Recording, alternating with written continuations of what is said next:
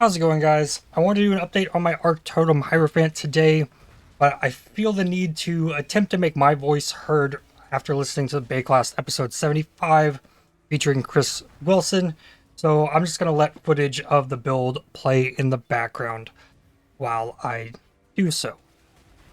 So there are a lot of topics discussed, some very hard questions asked, and a lot of talk that happened. A lot of things changed in the 3.15 expansion, the biggest of those being support gems being nerfed almost across the board, and flasks being changed. The most notable parts of that being changes to the ailment immunity and curse immunity that were on the flasks. So, one of the big things that jumps out to me is Chris had said that in general people are happy with the flask changes, which I'm not against the flask changes with adding the new options available. I think the thing that I'm most upset by is something that they're kind of talking about, the difference between proactive and reactive flasks. Proactive flask being a flask where you press something before something happens, a reactive flask where you press the flask after something happens. So if you get hit, press the life flask, but you're going to open a strong box, you press your defensive flasks. Now we've had it ingrained in our heads for what, 4 or 5 years at this point. When you open a strong box, you have a chance to be frozen. And it's just ingrained in our head. You press the freeze flask before you open the strong box, and then you don't get frozen. But now you have to either have a flask that you have rolled, like one of the many possible mods, with the new orbs to remove a freeze if you've been frozen, and then the flask will use itself automatically, or you now have to press the flask after you press the strong box, and this is just like a single case here, but um and I'm not afraid of change in the game. I'm against them removing stuff from the game, removing abilities to do things without giving us the proper counterplay to address it. That scenario I just mentioned, that there is counterplay there. But let's talk about curses then. So now the way the warding flask works, it just removes curses that are on you. And then if you're cursed again, you have to press the flask again. But they also nerf the amount of charges you get from killing enemies. They nerf the values on reduced charges used, for example.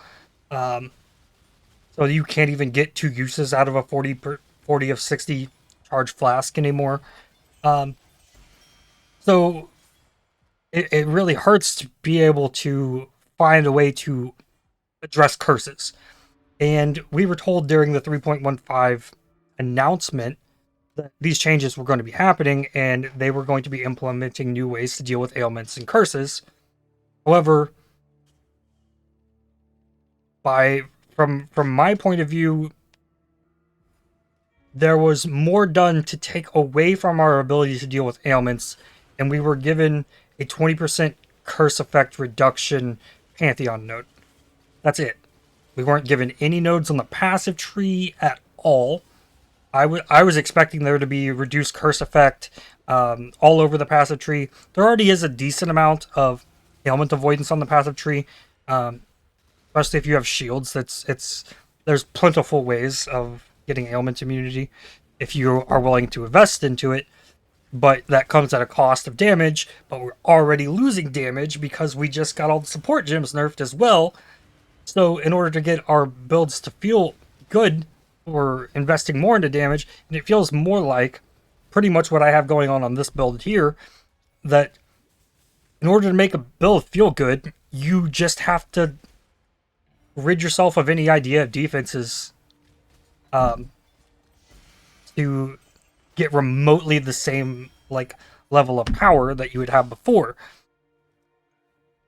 And yeah, curses, it just hurts. Like before, I thought the warding flask was in a good spot. Like the curses on maps was pretty prevalent, and it's not like you have guaranteed uptime on these things. Same with the ailment immunity. For a prolonged boss fight, um, let's say like what is it? The purifier? No, or the enslaver. Whichever one does the fire damage and the ignites, your ignite flask probably isn't gonna last that entire fight. So you have to deal with that.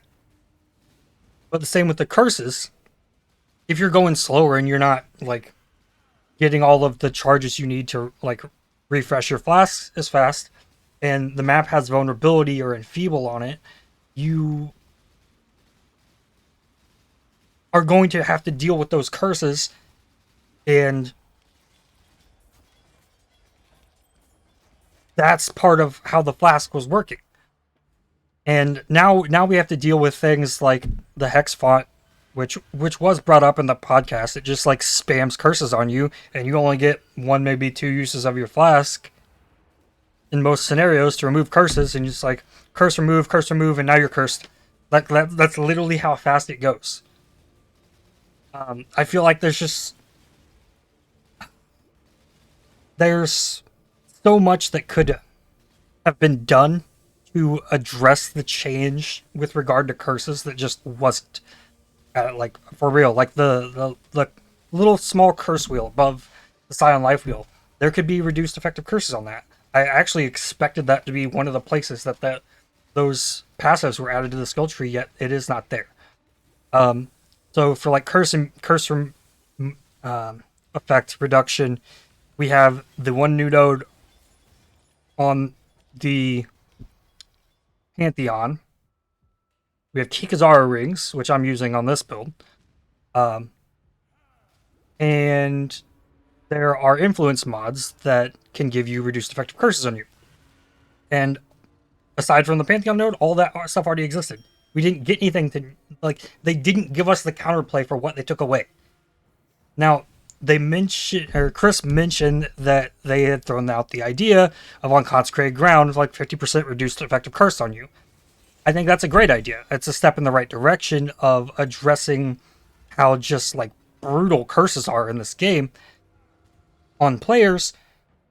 But what I'm really wondering here is,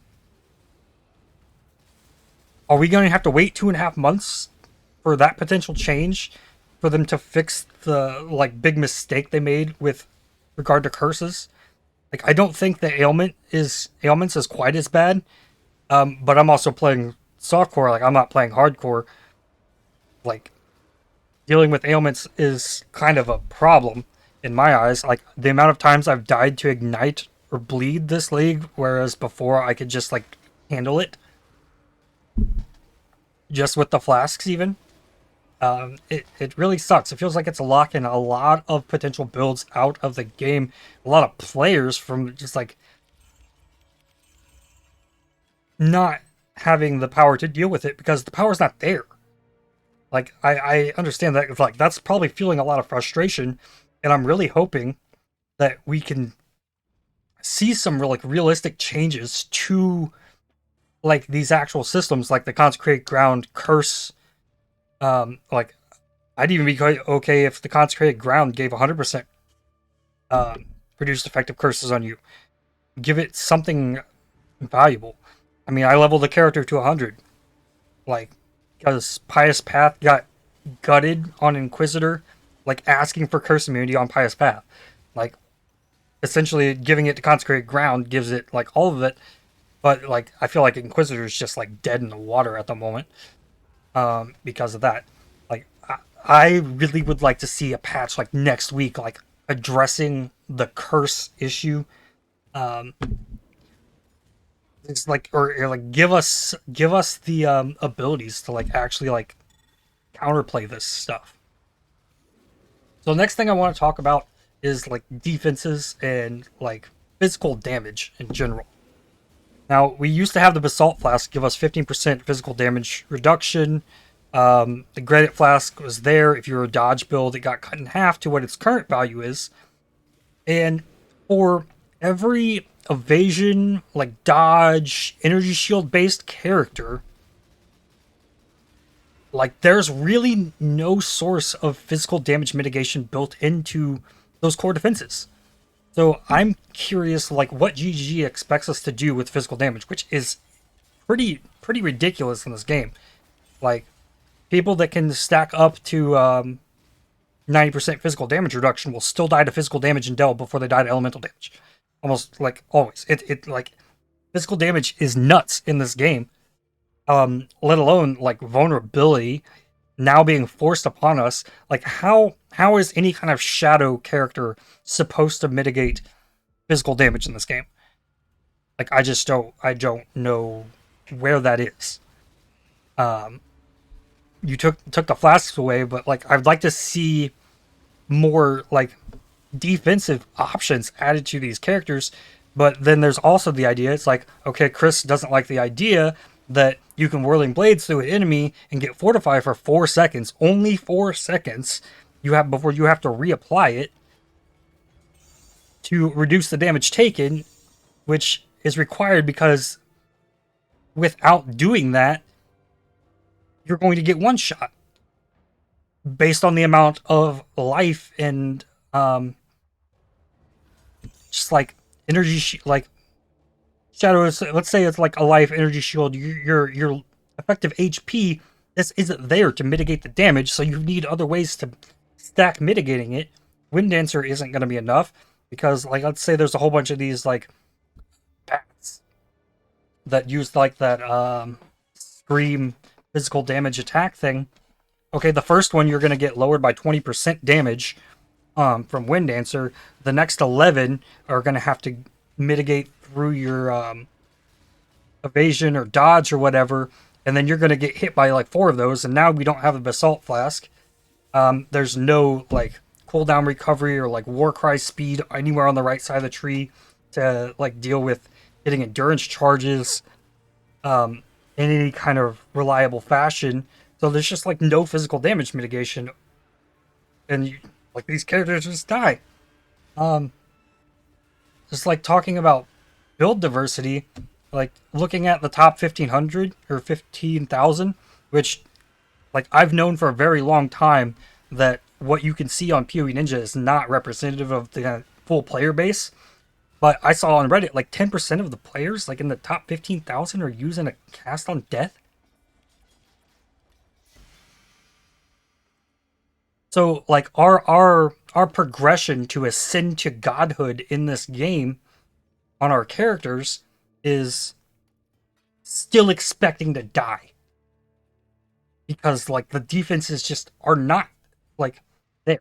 And we're talking about, it's like, okay, we don't like that these characters are getting fortified. The only reason we're going after getting fortified is because we need the defense.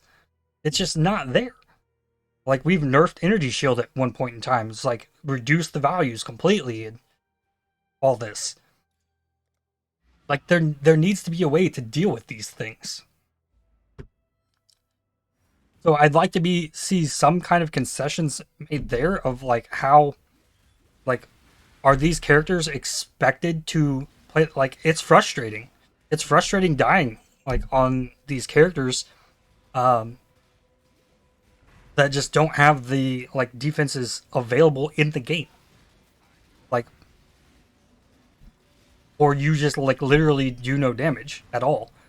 Like even like characters you're trying to build defenses into, you're still just gonna like on a shadow character, you're just gonna die to physical damage. Eventually, you're gonna get hit by it. You can't just reliably like avoid all of it. And if that's GG's stance of just don't get hit, lol, um, I just think that feels bad. I think that's like maybe just like they talked about like rare monster mods, which that's it's pretty prevalent in that case. Um, but they're not like looking at that change maybe coming till 3.17. So like again, if no concessions or like meaningful changes are going to be made to these systems, are we just supposed to sit here and suffer with it? I don't know. So the last thing I want to talk about is Atlas progression. Now, like a long time ago, like I haven't always been like no life Path of Exile player. For the first like 3-4 years that I played this game, I pretty much played it in line with the vision that I heard Chris say time and time again early on in Path of Exile's days of what his vision for Path of Exile was. He wanted it to be this game that somebody could come home from work, relax, and kill a bunch of monsters.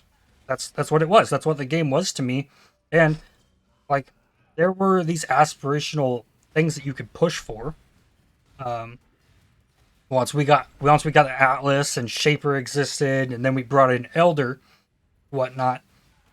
So when we brought in Shaper, like you only got Shaper once you pushed the end. But when they brought Elder in, I actually got to experience that content. Like I didn't have the time available to invest to grind all the way up to Shaper, but I did have the time to get to maps, and I could engage with the Elder content in white maps. I could get influenced bases. I could gear my character up um, better using those influenced items and have increased power that I needed to get to the next level. Now, with the way things are, it seems like everything is gated beyond the T14 to 16, like the 4 Watchstone maps. And it really feels bad because if you need like an influenced base or something to give yourself the potential for increasing your character's power, like you get to your first conquerors in white maps, you get one of each conqueror, and if you don't get the influence bases that you need, suck it up. You got to do them harder now. Um, there's no way to continue to engage with that content in low tier zones until your character's ready. The way that progression works, you are forced to go all the way to T14 maps to get to a place where you can farm stuff. Now they talked about it's like okay, changing the way unveils work, changing the way like the delve progression works if you're not delving consistently. Like yes, this grind has gotten monotonous and tedious, and we're just adding layer upon layer. Um, I feel like one of the worst things is trying to like heist. I enjoy heist a lot, but the grind to like gear up the people, get up the levels, and deal with all that little like monotonous stuff sucks. Like it's a real pain to just like grind all these little things out, and it takes so much time each league before. And it's like last league, like I like you get to the point where it's like you have this set up, and it's like, oh, I can just like go to this region, the Atlas. I want to grind this thing, but like I've been playing SSF for like 9 days now, and I'm just like getting to red maps. The first character I played, just like I can't keep it alive, and it sucks. And it would be great. It's like okay, let me farm low tier maps to get influence bases, craft them up, give my character some extra power that I can actually progress. But there's no place in the game currently to be able to farm that content. It's just not there. You have to suck it up and deal with it in order to get to that place. This back here. So yeah, I would like to see something done. Like they mentioned, it's like okay, offering up like okay, Uber blighted maps, Uber breach stones, like more aspirational content. But I'm telling you to